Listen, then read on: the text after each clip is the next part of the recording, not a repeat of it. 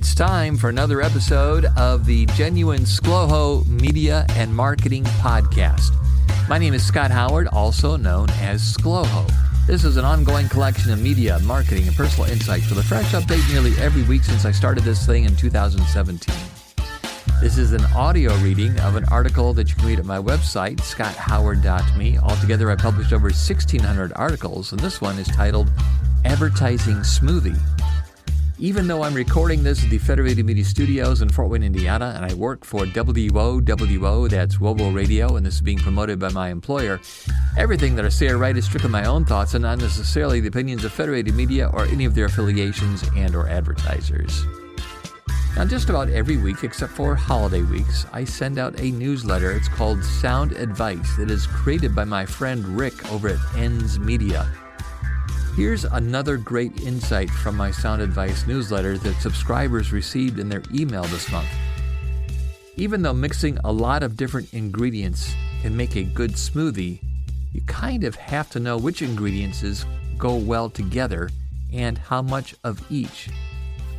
Now, let's discuss your advertising smoothie, also known as your media mix.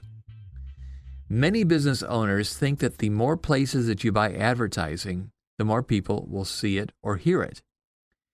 You might do some outdoor advertising, some radio advertising, maybe some television advertising, some online and social media, maybe some community magazines, etc. But there are umpteen options, stations, programs, and locations within all those broad media types.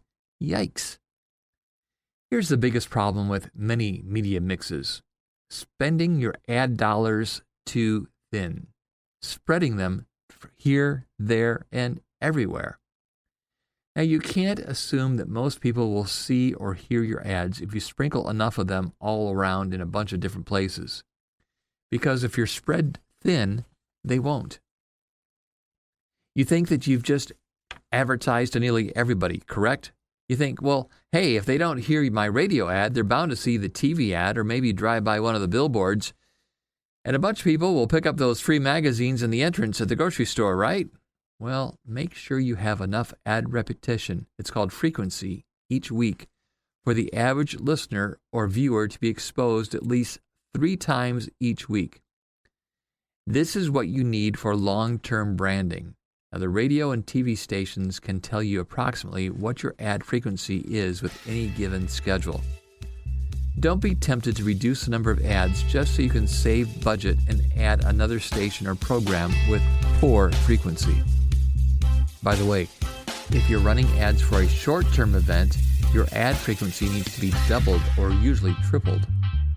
Ad repetition is what helps stamp your ad messages into people's brains. It's a crucial ingredient for effective branding.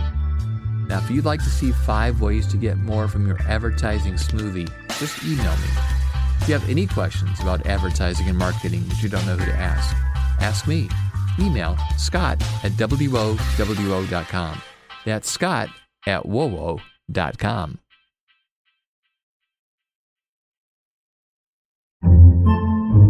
Podcasts by Federated Media.